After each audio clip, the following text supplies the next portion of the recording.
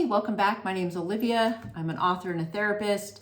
And a few years ago, I noticed that in helping my clients through different issues, I noticed almost so many of the issues, especially when it came to relationships, the issues were very much rooted in boundaries. And I couldn't really find one way to, I guess like a formula or a tactic or some type of skill that would universally help with all of these different types of issues that people were having and that I myself was even having in boundaries and other relationships. So I developed a model a few years ago. I don't even know, maybe 2020, 2021. And it's called the Relationship Trust Boundary Model. And today we're going to look at part 2.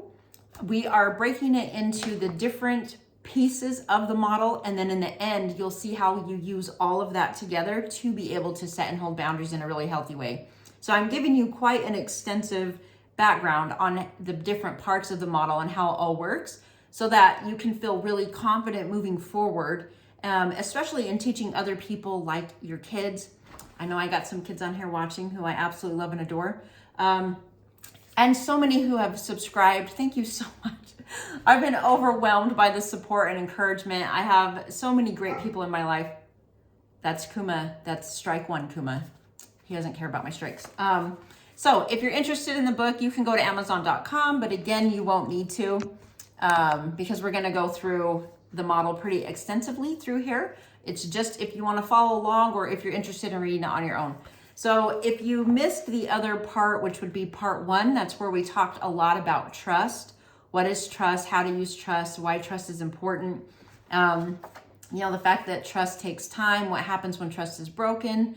What we tend to do in relationships when that happens. You can just go back and watch part 1 called Trust and then watch this. This one doesn't build on that last one. So even if you finish this one and then go watch that one, that's fine too. But it is important that you understand trust and how trust works to be able to really use the model really well or effectively. Sorry, I have a ring light. This is probably always going to happen. Keep shutting off. That must mean it's low batteries. I have no idea. So today, moving into the book, we're talking on chapter 2, which is boundaries. This thing just keeps shutting off. Does it make that much of a difference? I feel like it's better with it. So with boundaries, we're going to look at 2 types of boundaries, which we sort of talked about last time when I was telling you the introduction, which I should have told you the time before. Sorry, that's what you're going to get here. So please just bear with me. But in this, looking at boundaries, we are looking at emotional boundaries and physical boundaries. So I don't think I've said, but the subtitle of the book is How to Take Your Rights Back. So oftentimes, if you look at something like in Proverbs, it talks about how a man with no self-control is like a city with no walls. Something to that effect. I should have looked that up. But if you really think about it, when you don't have boundaries and anyone can come in and anyone can come out as often or in any way that they like, you get really chaotic. I hear my neighbor's dog's just starting to just really get hype. He's going to pick up on it. I also realize that my mailman hasn't come yet. Anybody with dogs that you love know what that means. So I'll apologize in advance if that happens, or I'll just pause it and then we'll pick back up. Excuse me. So being a city with no walls, if you think about, the walls around a city protect it. They keep bad people out. It makes it so someone who is entering has to get permission. It's really clear. This is, oh great. Oh. And I honestly don't want to pause it because I don't know how to pick it back up. You're running. Hey, no, come here. Nope. No. Come on. You want a treat? We need to get some treats in here. Okay, sorry. I really don't want to pause it because they'll start again. Let's keep going. Hey! He's smiling and wagging his tail at me while he's barking. Come back. Okay. So if you think about what the purpose, see that little pom-pom, isn't that funny?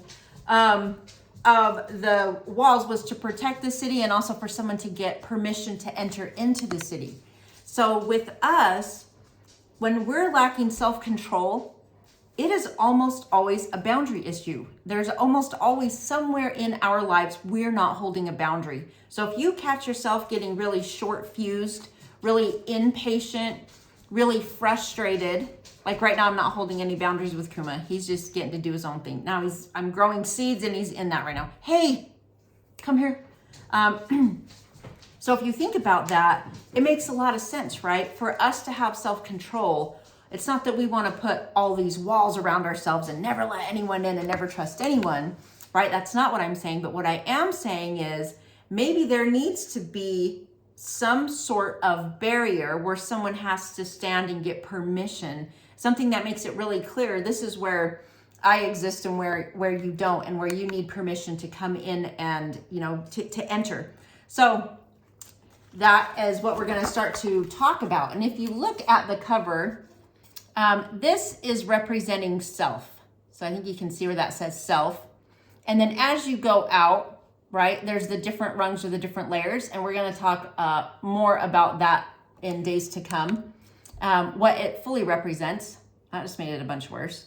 But these are the different layers, or we can think of these as the different rungs or walls, even though walls tend to mean something unhealthy when you're talking about boundaries. So I'm not saying build up walls, but there is maybe levels to which someone gets to come near us. So if you're like, what are you talking about? Don't worry, it's all going to come together in the end.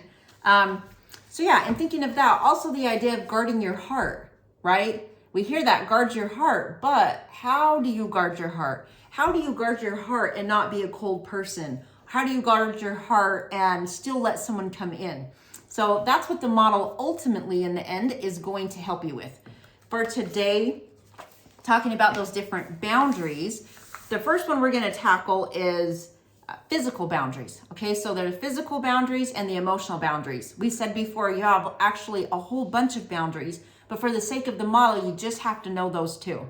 So with physical boundaries, think of it in terms of proximity. So right now, I have a cup of water right here, okay? It's very close to me, and my front door is further away from me. So proximally, this is much closer to me than I am to the front door. Does that make sense? So when you're thinking of boundaries, physically, it's your physical body, how close something is to you as opposed to how far away it is, right? So this is what we're thinking in terms of physical boundaries, how close I allow someone to be to me versus how far away someone is to me. With physical boundaries comes touching, right? And everyone is very different, especially culturally. There's some cultures where they just don't touch. They didn't grow up hugging. They didn't grow up sitting super close to each other. And then there's other cultures where, every time you go in and out your front door, you're going to hug. You're going to sit right next to somebody on the couch. Your arm's always going to be on someone. So in terms of space, right, your brain begins to associate the relationships you have in your life dependent on how close or how far someone is from you. So just to kind of jump ahead a bit, which we'll talk more about this in another day, but if you think about sitting on a bus seat next to a stranger, typically when you sit that close to somebody, you're actually maybe more close to a family member. You might be, maybe someone doesn't get that close to you unless you know them better than you know a stranger on a bus. So we'll talk more about that later on, but you'll start to see how the model is going to come together. The other type of boundary is emotional boundaries. So when you think of emotional boundaries, we said before, it's how much you emote out and how much emotion you allow to come in, right? That's the emotional boundary. But think of it in terms of, we're going to define emoting in terms of self, right? So we said before, in the center is self. So when you think about self, it's everything in here and everything in here. Everything in your head and everything in your heart. So everything in your head, right? Those could be your thoughts, your fears, your worries, everything that you're kind of thinking about. It could be, exciting things or things that are more concerning. What's in your heart? This is where you tend to keep trauma. This is where you keep your hurts, your disappointments, your hopes. Those are very private. So now we are introducing that private word for privacy, which we talked about before, how that's a big part of the model. So when you are emoting, the extent to which you emote out, that's how, when you emote more and more, you're having less and less privacy. You're sharing more and more of what's in here and what's in here. Is that making sense? So the less privacy you have, the more you're giving. The more privacy you have, the less you're sharing. So think in terms of self is privacy. And when I think privacy, I think what's here, what's here. So when I say the boundary we're going to start to set and hold will be in terms of how much we emote, then we already know, oh, that's how much I tell you what I'm thinking. I tell you what I'm worried about. I tell you what I'm feeling. Or I tell you what happened to me. I tell you what I'm hoping. I tell you, what hurts. Those types of things. So in holding the emotional boundaries, the more we know someone, right, the more of self we may give, which means we will emote more and give less privacy and share more of up here and more of what's in here. So just know that so far it's kind of like, it might be kind of like pricking your ears and kind of like, oh, okay, like I sort of understand what she's saying. I sort of don't understand what she's saying. But just being mindful that moving forward, when it all ties together in the model, everything is going to kind of just like bloop, fold together. So if it doesn't make perfect total sense today, it's kind of not supposed to, because it's all going to come together in one complete picture, which will give you this. So just to recap, we're just looking at the physical boundaries and the emotional boundaries. In terms of physical boundaries, it's how physically close you allow someone to your body as opposed to how far someone is from you. Emotionally, it's how much you share of self. And when you think of self, you're thinking of privacy. When you think privacy, it's what's in my head, what's in my heart, right? So those are the areas that we're going to use so that we can take our rights back. I don't know if I told you before, or if I even said that just a minute ago. Who knows? I could have. But the subtitle for the book is How to Take Your Rights Back. Because when you're that city with no walls and anyone gets in and they get in as much and they get as much as they need, and you're just giving all your business, all your privacy, you're sharing all your emotion, right? Like sharing your deepest trauma with a stranger, which you can leave and feel so stupid, I don't know if you've ever done that. I have. And you're like, oh, why? Why did I share all that, right? But what happens is when you do that, you give up your rights. Just like a city with no walls, they're not protecting their rights. They're not protecting their right to property. They're not protecting their right to safety. They're not protecting their right even to a future, right? So if you think about us in terms of relationships or when we relate, when we don't have any types of boundaries, right? Anywhere where someone has to stand before we let them get closer and closer to self, that is essentially what we do. We give up our rights. You're giving up your right to privacy. And I know for a lot of us, just like before when I was talking about trust, we weren't really taught the like importance of trust. We weren't taught trust's role in our life, how trust is what our gut is sort of communicating with us, if we trust this person or if we don't. And when we trust someone, it means something. And when we don't, it should also mean something. But for a lot of us, we trust someone and it doesn't really mean something, or we don't trust someone and it doesn't really mean something, right? You're just kind of rolling along from like bump to like tree stump. And if you think about giving up your rights, when you give up your right to privacy, there's really not of self-control that you have. It's kind of like your mood is going to be up to someone else. If you're having a good day, it's going to be up to somebody else. If you feel safe, it's up to somebody else. If you feel loved, it's up to somebody else. If you feel heard, it's up to somebody else, right? Those are the rights that you give up when you don't know how to protect your privacy. And it's really a hard way to live. It's just a hard way to live. It's painful. It's very, very painful You'll have a lot of crying. You'll have a lot of anxiety. You'll have a lot of fear. You'll have a lot of worry. You're going to feel a lot of victimization, all of those types of things, right? So really, when you start to guard your heart, when you learn how to take your rights back, right? When you start to get better at setting those physical boundaries and those emotional boundaries, then things start to level off for us, and you're more empowered to be that city with the walls, and you're going to have more self-control, right? You're going to be fully responsible for your life and for your actions and the things that you do in a day, which means the type of day you're going to have is going to be up to you. If you're going to fix your thoughts on good things, right?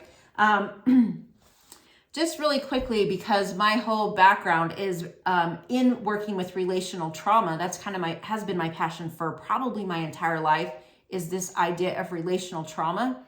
When you think about it, in a relationship, one really great tactic that abusers can use is to make you think you're more powerful than they are, or to act like they're scared of you. So let's say I'm an abuser and I did something that I know is wrong, and you are 100% going to be furious with me. I may come home and say, hey, I really need to tell you something, and I'm really scared you're going to get mad. You promise you won't get mad, right? And then my partner says, I promise I won't get mad. You can tell me anything you want, I won't get mad. Okay, well, I just need to tell you, XYZ terrible thing that I just did. And then I'm going to remind you, you said you wouldn't get mad at me. This is why I don't share with you, because you get mad, right? No, you don't share with me because you're lying and you're manipulating, right? And you did something bad, which is going to make me mad. So that's why you never give up your right to get mad. You can be angry. It's what you do with your anger that is healthy or not healthy. But a natural response to a boundary being crossed is anger. That is one of the purposes of anger that we have, is to notify you that an injustice has been done to you or someone you love, or a boundary's been crossed. So remember, your emotions are communicating with you. So when you're angry, rather than having no self-control and losing your mind, it's more of, what about this is so upsetting? Why am I so angry? Oh yeah, it's because you betrayed me. That hurts. That's a boundary I have. I don't like to have people that close to me that betray me, and you cross that boundary. Is that sort of starting to kind of add up? So we don't give up our rights. And I know that can seem really maybe not Christian, or I don't even know if that's the right thing, but it's sort of like, you're supposed to just sort of float like a wind, but really you're not. You're supposed to be firmly planted by the water, a tree that's firmly rooted by the river, not blowing all over the place wherever somebody expects or demands or asks you to blow, right? Your job is to be firmly rooted and firmly grounded. And you're not going to be able to do that until you get better at setting and holding boundaries. So I'm a little bit nervous because, to be honest with you, I don't even know what my phone looks like if it's recording. I kind of feel like it's not. But again, if I hit stop, then I don't know how to go back. I really need like a 12-year-old to come in here and help me. So I'm kind of nervous. It's not doing anything, so I don't know. But hopefully all of that together, I feel like I should close it out just in case it is recording, because I'm not a redo type of person.